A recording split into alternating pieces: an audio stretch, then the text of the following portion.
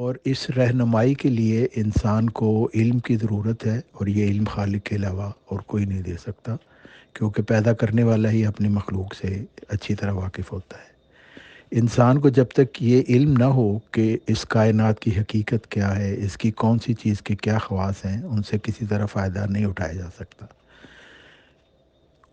اس وقت دنیا کی کسی بھی چیز اپنے فائدے کے لیے وہ استعمال نہیں کر سکتا جب تک اس کو اس کے خواص کا علم نہ ہو۔ اسی طرح جب تک اسے اللہ تعالیٰ کی ہستی کا عرفان نہ ہو اور یہ معلوم نہ ہو کہ اللہ تعالیٰ سے تعلق مضبوط کرنے کے لیے کیا ذرائع ہیں، اللہ تعالیٰ کی مرضی کیا ہے، وہ کون سے کاموں کو پسند کرتا ہے، کون سے کاموں کو ناپسند فرماتا ہے، اس وقت تک اس کے لیے اللہ تعالیٰ سے تعلق پیدا کرنا ممکن نہیں ہے، اور اللہ تعالیٰ کی مرضی کے مطابق زندگی گزارنا ممکن نہیں۔ چنانچہ اللہ تعالیٰ جو ہمارا خالق ہے، اس نے اہم علم جو انسان کے لیے ضروری ہے اس کو حاصل کرنے کے لیے ہمیں حواس عطا فرمائے، یعنی آنکھ، کان، منہ، اور پھر جسم عطا فرمایا، ہاتھ، پاؤں، اور پھر دماغ عطا فرمایا، سوچنے سمجھنے کی عقل عطا فرمائی، اور سب سے اہم وہ آسمانی پانی ہے، یعنی وحی الہی سے انسان کی رہنمائی فرمائی گئی، کیونکہ بہت سی باتیں ایسی ہیں جن کا علم نہ حواس کے ذریعے ہو سکتا ہے نہ عقل کے ذریعے۔ کسی چیز کے بارے میں یہ معلوم کرنا کہ اس کو کس طرح استعمال کرنے سے اللہ تعالیٰ کی رضا حاصل ہوتی ہے اور کس طرح کے استعمال سے ناراضگی ہوتی ہے، یہ علم اللہ تعالیٰ وحی کے ذریعے انسان کو فرماتا ہے۔ جیسے کہ سورہ بقرہ میں قرآن مجید میں اللہ تعالیٰ نے حضرت آدم علیہ السلام کو اور ان کی نسل کو جو پہلی نصیحت فرمائی تھی، وہ یہ تھی کہ ہمیشہ میری طرف سے انبیاء کی وحی کی صورت میں ہدایات آتی رہیں گی، اور جس نے ان ہدایات کی پیروی کی وہ غم اور خوف سے نجات پائے گا، اور جس نے انہیں جھٹلا دیا وہ جہنم میں جائے گا۔ جیسا کہ اللہ تعالیٰ فرماتا ہے، اللہ تعالیٰ خالق کل ہے، علیم و حکیم ہے، اس لیے اس نے اپنے بندوں کو اندھیرے میں نہیں چھوڑا بلکہ ان کی رہنمائی کے لیے باقاعدہ نظام بنایا، اور الہی رہنمائی کے اسی باقاعدہ نظام کا نام وحی اور رسالت ہے۔ اس سے صاف واضح ہو جاتا ہے کہ وحی محض ایک دینی اعتقاد ہی نہیں بلکہ ایک عقلی ضرورت ہے، جس کا انکار در حقیقت اللہ تعالیٰ کے علیم و حکیم ہونے کا انکار ہے۔ اور یہ وحی اللہ تعالیٰ نے ہزاروں پیغمبروں پر نازل فرمائی، جنہوں نے اپنے اپنے زمانوں میں لوگوں کی ہدایت کا سامان کیا، یہاں تک کہ حضور اقدس محمد مصطفیٰ صلی اللہ علیہ وسلم کے اوپر اس وحی الہی کے کمالات مکمل ہو گئے، اور اس وحی الہی کے بدولت اللہ تعالیٰ نے افضل الانبیاء یعنی خاتم النبیین ہونے کا مقام آپ کو عطا فرمایا۔ قرآن مجید میں اللہ تعالیٰ فرماتا ہے حضرت محمد صلی اللہ علیہ وسلم سے کہ ان لوگوں سے کہہ دو، کل انما انا بشر مثلکم یوحی الیہ، یعنی اللہ تعالیٰ فرماتا ہے کہ ان سے کہہ دو کہ میں تمہاری طرح کا بشر ہوں، اور بشر کی حیثیت سے مجھ میں اور تم میں کچھ فرق نہیں۔ میرے اور تمہارے روحانی مقام میں جو فرق ہے اس کی وجہ یہ ہے کہ اللہ تعالیٰ نے مجھے وحی الہی کے لیے چن لیا اور اس وجہ سے افضل الانبیاء بنا دیا۔ حضرت محمد صلی اللہ علیہ وسلم کو جو وحی ہوئی اور جو تمام انبیاء کو اس سے پہلے وحی ہوئی، اس کا لب لباب یہی ہے کہ توحید کا سبق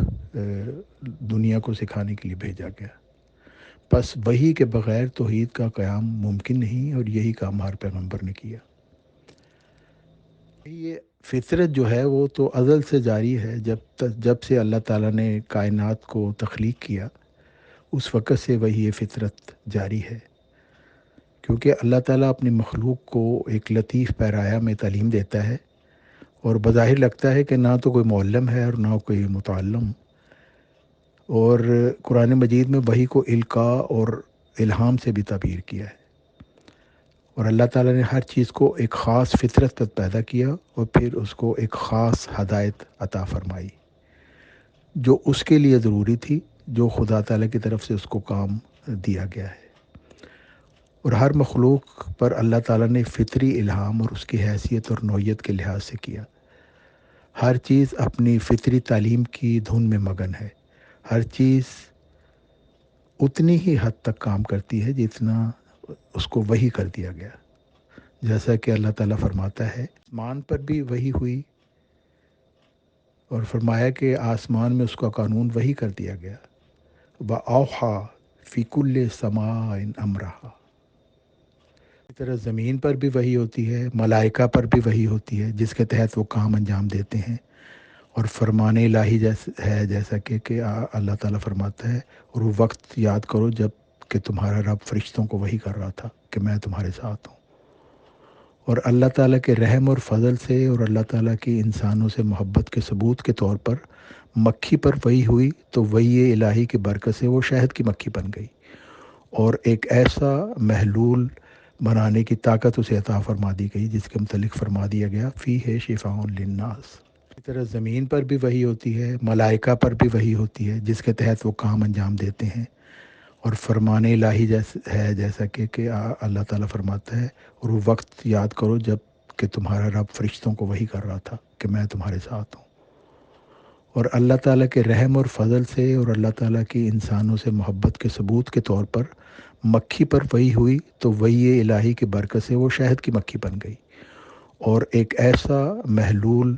بنانے کی طاقت اسے عطا فرما دی گئی جس کے متعلق فرما دیا گیا فیہ شفاء للناس. وہی اللہ تعالیٰ کی عنایت، رحمت اور عشق کی دین ہے. وہی الہی اللہ تعالیٰ کے زندہ و پائندہ ہستی ہونے کا ثبوت بھی ہے، اور اللہ تعالیٰ کی انسان سے محبت کا زندہ ثبوت بھی ہے، جو وہبی ہے، کسبی نہیں، جسے ریاضت، محنت اور عشق سے حاصل نہیں کیا جا سکتا. یہ تو اللہ تعالیٰ کی نوازش، عطا اور بخشش ہے جسے ذاتی کاوش ہے حاصل نہیں کیا جا سکتا. جیسا کہ اللہ تعالیٰ فرماتا ہے ذالک فضل اللہ یؤتیہ من یشاء، کہ یہ اللہ کا فضل ہے، وہ جس کو چاہتا ہے عطا فرماتا ہے. کمالات نبوت حضرت محمد صلی اللہ علیہ وسلم پر ختم اختتام پذیر ہو گئے، جو افضل الرسل اور خاتم الانبیاء ہیں. اور اسی فضل بے کران کے نتیجہ میں آپ صلی اللہ علیہ وسلم کی امت کو خیر امت ہونے کا لقب اللہ تعالیٰ نے فرمایا. جیسا کہ فرمایا کنتم خیر امت اخرجت للناس، یعنی اے مسلمانوں تم بہترین امت ہو جو لوگوں کی ہدایت کے لیے ظاہر کی گئی ہے. اور پھر اللہ تعالیٰ فرماتا ہے کہ اللہ تعالیٰ کے نزدیک بہترین وہ ہے جو تقوی میں بہترین ہے. جیسا کہ فرمایا انا اکرمکم عند اللہ اتقاکم، یعنی اگر امت محمدیہ خیر امت ہے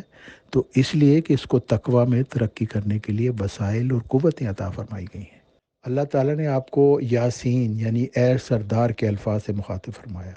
آپ صلی اللہ علیہ وسلم کی اطاعت اللہ تعالیٰ کی اطاعت، اور آپ کی بیعت اللہ تعالیٰ کی بیعت ہے.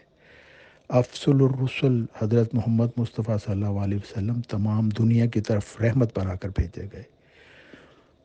اور آپ کو سراج منیر فرمایا گیا، اور آپ کو مقام محمود پر فائز فرمایا گیا،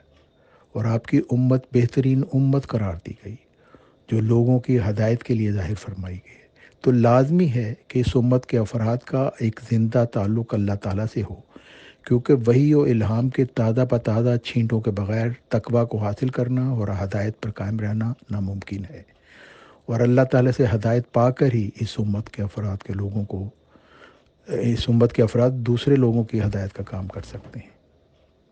اور اگر خیر امت سے مراد روحانی ترقیات کے حصول، اگر وہی الہی اللہ تعالیٰ کی رحمت کی عظیم اور بہترین نعمت ہے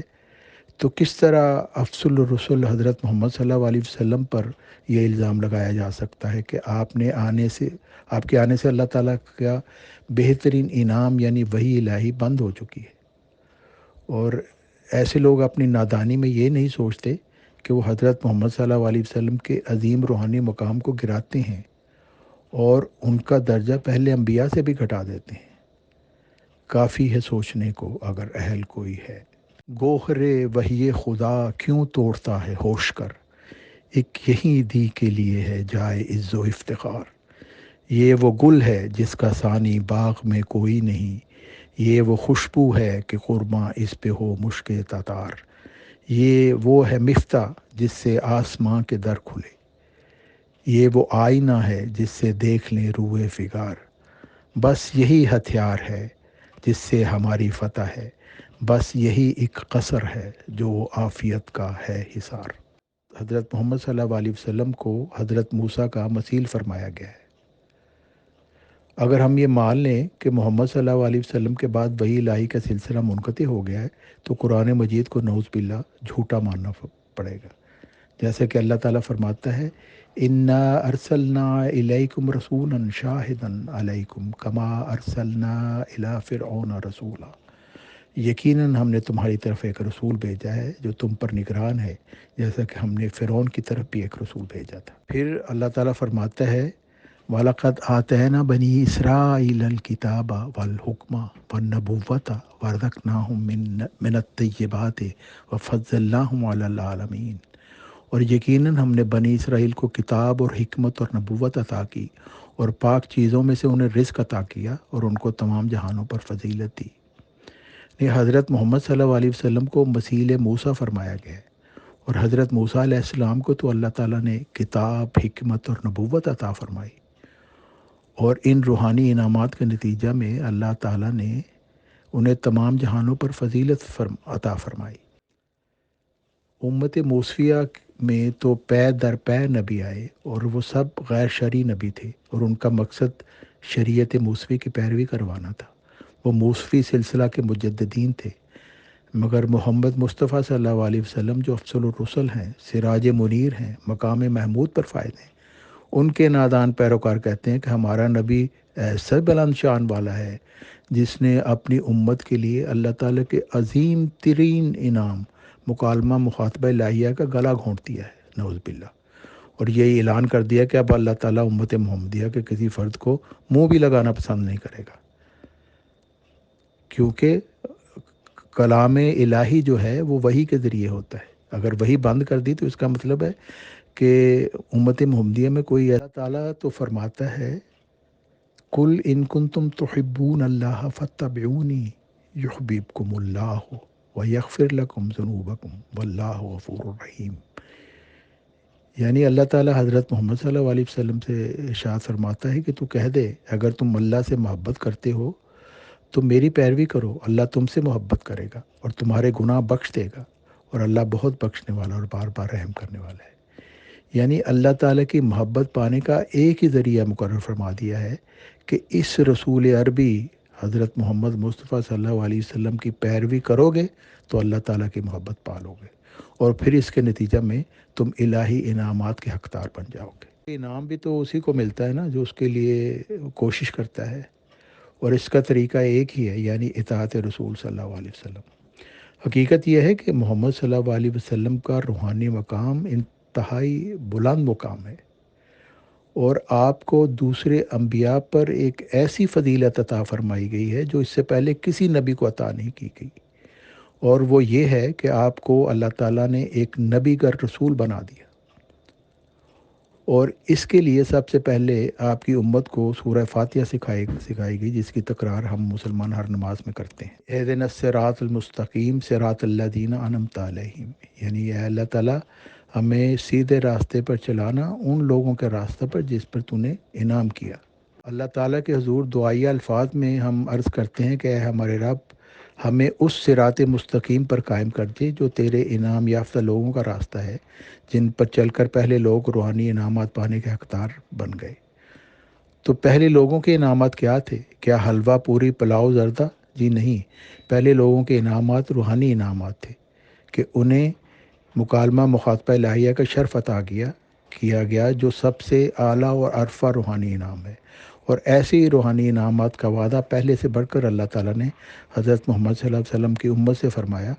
جو اس بات کا حتمی ثبوت ہے کہ وہ امت واقعی خیر امت ہے، کیونکہ اللہ تعالیٰ فرماتا ہے وَمَن يُطِعِ اللَّهَ وَالرَّسُولَ فَأُولَٰئِكَ مَعَ الَّذِينَ أَنْعَمَ اللَّهُ عَلَيْهِم مِّنَ النَّبِيِّينَ وَالصِّدِّيقِينَ وَالشُّهَدَاءِ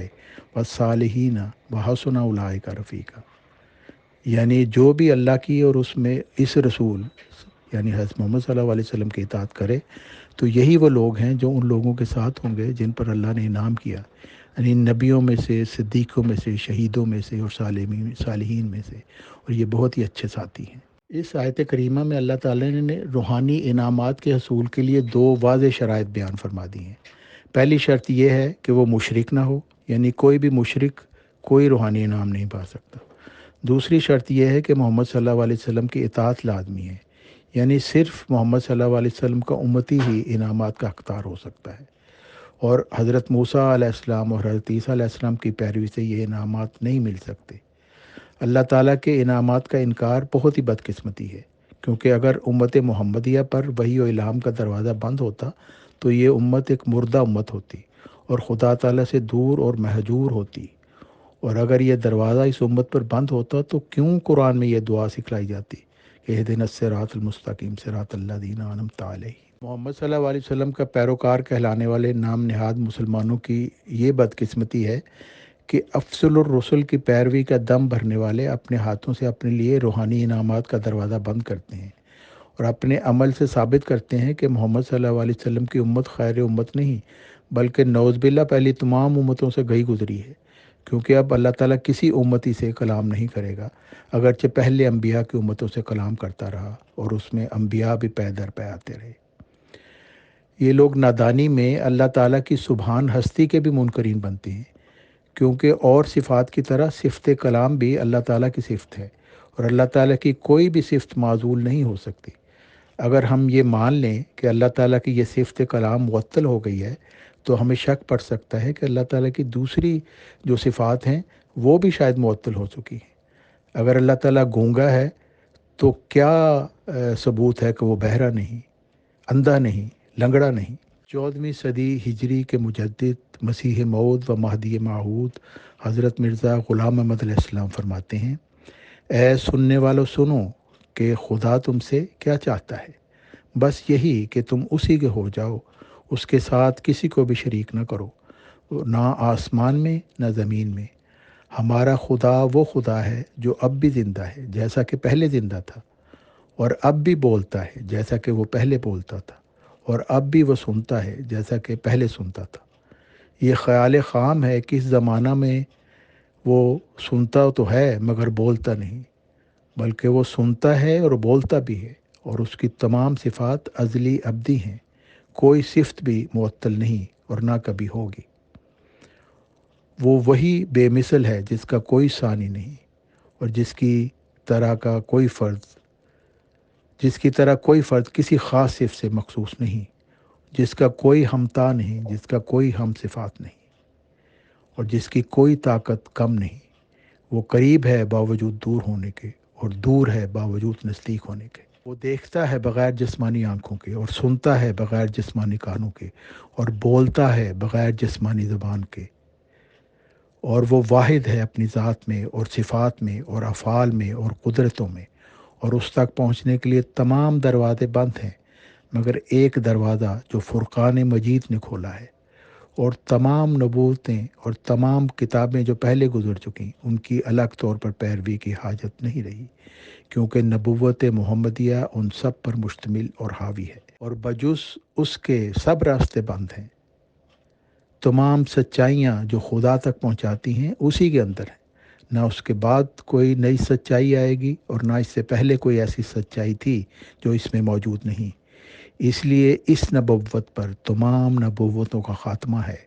اور ہونا چاہیے تھا، کیونکہ جس چیز کے لیے ایک آغاز ہے اس کے لیے ایک انجام بھی ہے۔ لیکن یہ نبوت محمدیہ اپنی ذاتی فیض رسانی سے قاصر نہیں، بلکہ سب نبوتوں سے زیادہ اس میں فیض ہے۔ اس نبوت کی پیروی خدا تک بہت سہل طریقہ سے پہنچا دیتی ہے، اور اس کی پیروی سے خدا تعالیٰ کی محبت اور اس کے مکالمہ مخاطبہ کا اس سے بڑھ کر انعام مل سکتا ہے جو پہلے ملتا تھا، مگر اس کا کامل پیرو صرف نبی نہیں کہلا سکتا، کیونکہ نبوت کاملہ تامہ محمدیہ کس میں حد تک ہے۔ ہاں، امتی اور نبی دونوں لفظ اجتماعی حالت میں اس پر صادق آ سکتے ہیں، کیونکہ اس میں نبوت تامہ کاملہ محمدیہ کی حد تک نہیں، بلکہ اس نبوت کی چمک اس فیضان سے زیادہ تر ظاہر ہوتی ہے جب وہ مکالمہ مخاطبہ اپنی کیفیت اور اپنی کمیت کی روح سے کمال درجہ تک پہنچ جائے اور اس میں کوئی کثافت اور کمی باقی نہ ہو، اور کھلے طور پر امور غیبیہ پر مشتمل ہو، تو وہی دوسرے لفظوں میں نبوت کے نام سے موسوم ہے۔ اور یہ خوب یاد رکھنا چاہیے کہ نبوت تشریع کا دروازہ بعد حضرت صلی اللہ علیہ وسلم کے بالکل مسطوط ہے، اور قرآن مجید کے بعد اور کوئی کتاب نہیں جو نئے احکام سکھائے یا قرآن شریف کا حکم منسوخ کرے یا اس کی پیروی معطل کرے، بلکہ اس کا عمل قیامت تک ہے۔